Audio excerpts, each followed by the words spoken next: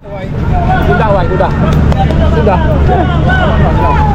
Aku pun terluka sebelum. Sudah, Wai. Sudah mau melaju, Wai. Sudah. Cukup, cukup.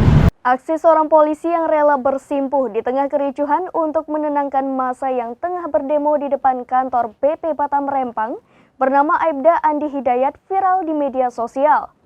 Ia bahkan sempat menangis sembari memeluk seorang pria pendemo yang tengah menggenggam batu.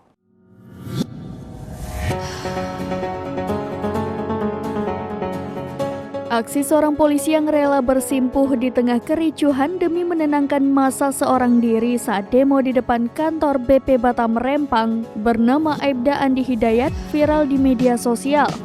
Ia bahkan sempat menangis sembari memeluk pria pendemo yang menggenggam batu. Dalam pengakuannya bersama Tribun Batam, Aibda Andi mengaku bahwa dirinya sempat diperingatkan oleh teman-temannya agar tidak nekat untuk mendatangi massa. Namun ia dengan kekuatan hati yang teguh nekat maju ke depannya dan mendekati massa pendemo seorang diri.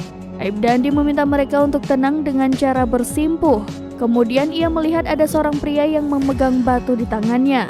Melihat itu, Aibda Andi langsung mengajak orang tersebut bersalaman dan memeluknya. Sembari menangis, ia meminta pria tersebut untuk kembali ke rumah dan meminta agar tidak ada perpecahan dengan sesama anggota Melayu.